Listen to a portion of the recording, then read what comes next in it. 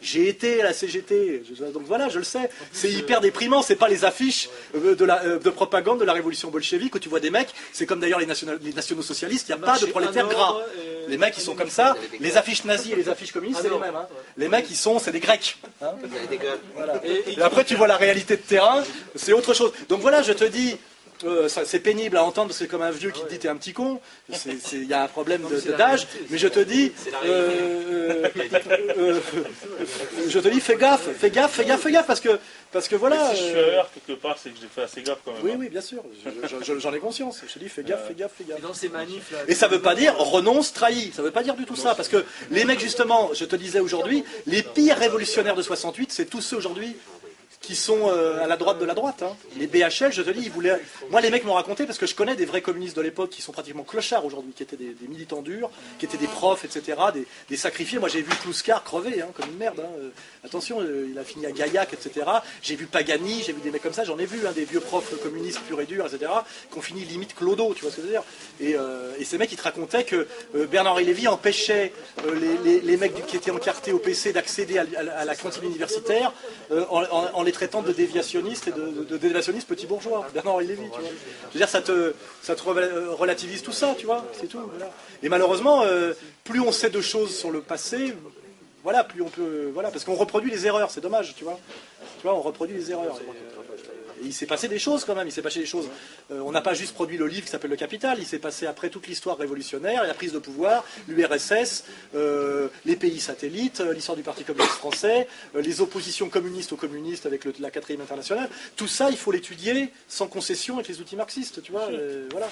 De même qu'on étudie le libéralisme, tu vois ce que je veux dire. Par exemple, moi je ne suis pas... sous prétexte qu'elle est antilibérale, elle réhabilite entièrement le stalinisme. On te dit, comment dirais-je, la famine ukrainienne n'a pas eu lieu. Les 6 millions, c'est faux. Par contre, si tu dis qu'il y a eu quelque chose, on a triché sur certains chiffres pour un autre sujet, là, elle te traite de révisionniste. C'est-à-dire que tu as le droit d'être révisionniste de gauche, mais pas de droite. C'est l'héritière des papiers Rilacroix. Elle a un château au Vésinet. Ah bon? Et, oui, voilà. Alors elle peut être marxiste-léniniste pure et dure, tu vois. Elle a un château au Vésinet. C'est tout. C'est important de savoir d'où les gens parlent, hein, c'est important. Moi, je prétends pas autre chose que d'être un déclassé et un aventurier. C'est-à-dire que c'est exactement le profil de tous les révolutionnaires, tu vois. Je sais, tu vois. Si j'étais ouvrier, je serais pas marxiste. J'aurais essayé de m'élever dans la hiérarchie pour accéder à un petit chef, sans doute, pour pouvoir passer des HLM au pavillon. Parce que ça, comme le dessin d'un prolo, c'est d'échapper au prolétariat, tu vois. Voilà.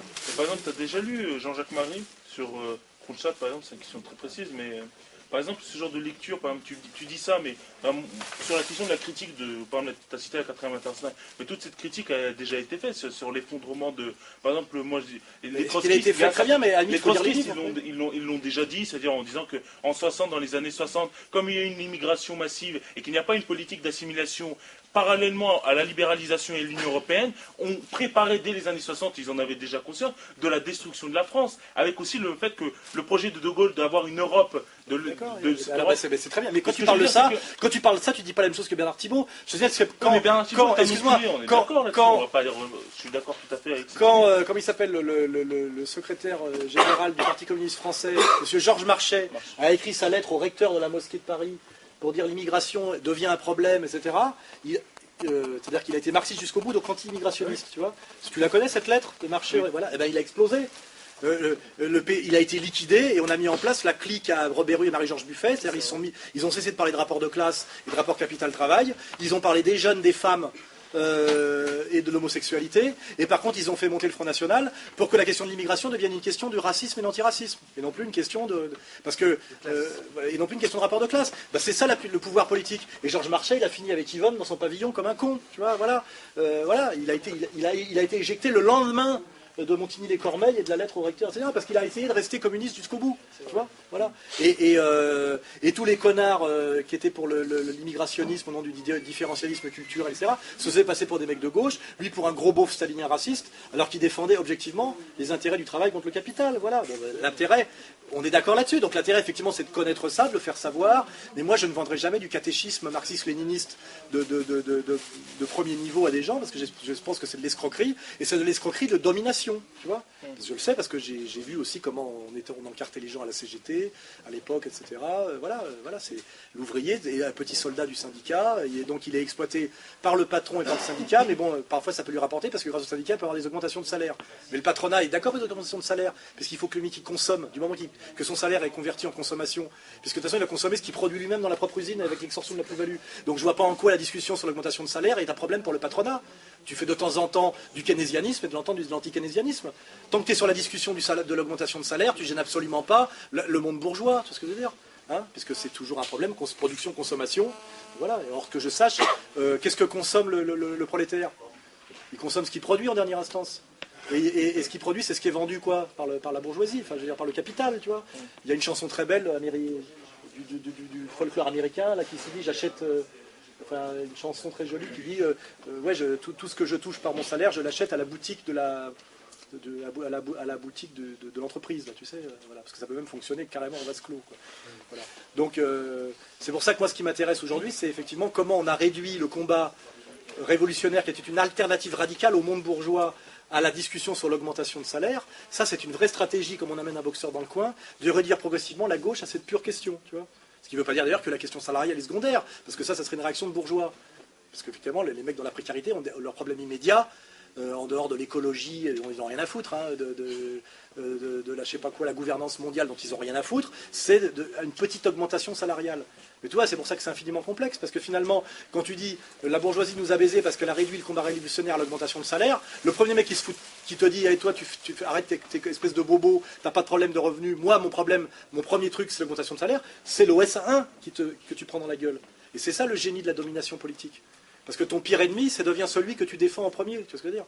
C'est-à-dire celui qui est censé faire la révision, qui est l'OS1, ils veulent l'augmentation de salaire et rien d'autre. Et qu'est-ce que font les syndicats? Ils négocient des augmentations de salaire. Ils ne font rien d'autre, voilà. C'est tout. Et si tu dis on doit faire la révolution totale et jusqu'au bout, c'est un changement radical de société, tu te prends dans la gueule les OS1 et les OS2 direct. Hein.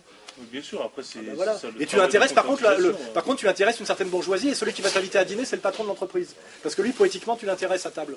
Il va t'inviter à dîner pour que tu lui racontes la beauté de la révolution intégrale. Oui, bah oui, ça s'appelle l'intellectuel de gauche qui est au bout de la table, et ça s'appelle le culturo-mondain. Ça s'appelle le destin du clerc marxiste dans une situation globalement dominée. C'est ce que tu vois, c'est la situation voltairienne de faire le malin au bout de table. C'est ce que décrit Sorel dans Les Illusions du progrès.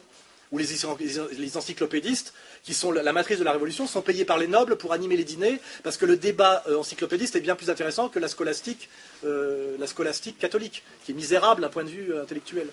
Voilà, ben c'est donc le mec, il bouffe à la table des riches en vendant de la poésie révolutionnaire.